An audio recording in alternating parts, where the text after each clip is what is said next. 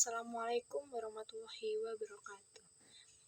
Halo teman-teman semua, perkenalkan nama saya Nabila Arifiana, NPM 216100092 dari Prodi Manajemen kelas B. Di sini saya akan menjelaskan atau berbagi pengetahuan dari apa yang saya dapat dari materi tentang BPR dan BPRS. Let's go.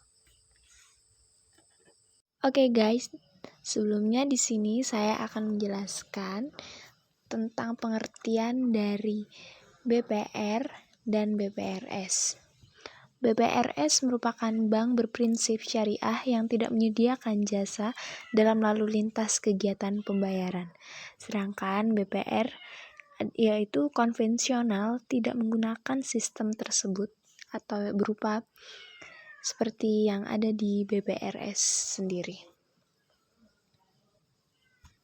Selanjutnya yaitu fungsi dari BPR. Yang pertama adalah memberikan kesempatan masyarakat untuk membuka usaha. Dengan semakin berkembangnya digital pada saat ini, tentu banyak anak muda yang mempunyai ide bisnis yang unik dan baru. Namun, untuk mewujudkan ide tersebut, tentunya Anda memerlukan modal keuangan yang cukup. Dan salah satu yang dapat membantu Anda yaitu Bank Pengkreditan Rakyat. Ide bisnis yang unik dan baru tersebut tentu bukan saja berasal dari masyarakat perkotaan saja, tetapi bisa juga berasal dari masyarakat yang tinggal di pedesaan. Yang kedua yaitu dapat mempercepat pembangunan desa. Jenis bank ini memang sangat banyak dibangun di desa, yang mana fungsi lain dari jenis bank ini adalah untuk membantu mempercepat pembangunan yang ada di dalam suatu desa tersebut. Yang mana tujuan dari Bank Pengkreditan Rakyat agar seluruh desa yang terdapat di Indonesia tidak lagi ketinggalan zaman karena kekurangan informasi terkait dunia usaha lainnya.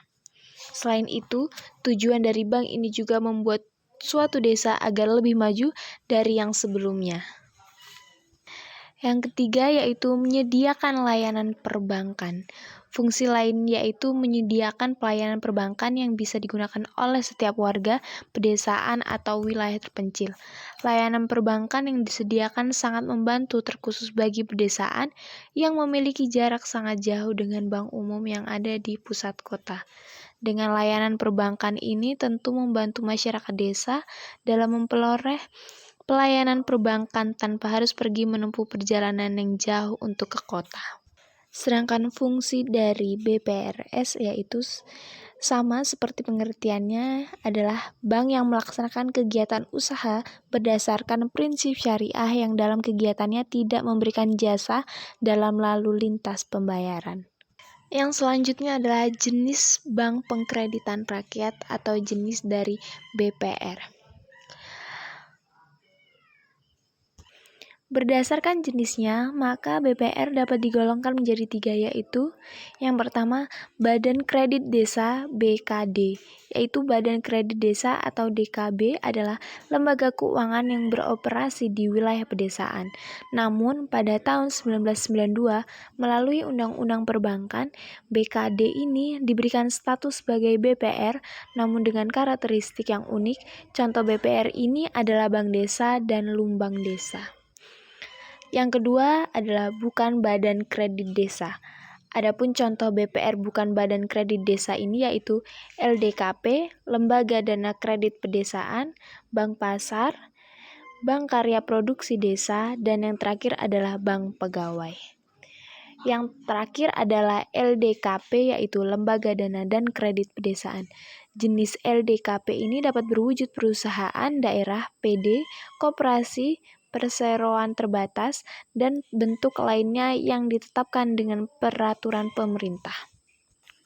Sedangkan jenis dari Bank Umum Syariah atau BPRS yang pertama adalah Bank Umum Syariah BUS. Bank Umum Syariah adalah bank syariah yang dalam kegiatannya memberikan jasa dalam lalu lintas pembayaran. Contoh BUS diantaranya adalah Bank Muamalat Indonesia, Bank Syariah Mandiri, Bank BRI Syariah, dan lainnya. Yang kedua yaitu Unit Usaha Syariah UUS. Unit usaha syariah yang selanjutnya disebut UUS adalah unit kerja dari kantor pusat bank umum konvensional yang berfungsi sebagai kantor induk dari kantor atau unit yang melaksanakan kegiatan usaha berdasarkan prinsip syariah atau unit kerja di kantor cabang dari suatu bank yang berkedudukan di luar negeri yang melaksanakan kegiatan usaha secara konvensional yang berfungsi sebagai kantor induk dari kantor cabang pembantu syariah dan atau unit syariah. Contoh UUS sendiri diantaranya adalah Bank BTN Syariah, Bank Danamon Syariah, Bank Permata Syariah, dan lainnya. Dan selanjutnya, apa saja produk bank pengkreditan rakyat syariah? Yang pertama yaitu deposito. Jenis produk BPR pada deposito tentu memiliki relatif sama dengan yang ditawarkan bank umum. Yang kedua, tabungan.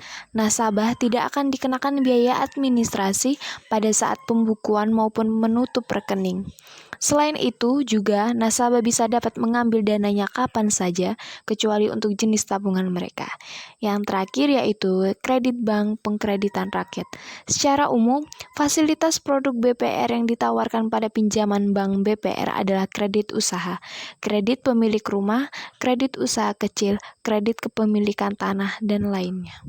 Sedangkan produk bank pengkreditan rakyat syariah atau BPRS yaitu simpanan amanah, titipan amanah berupa dana infak, sodaqoh, dan zakat.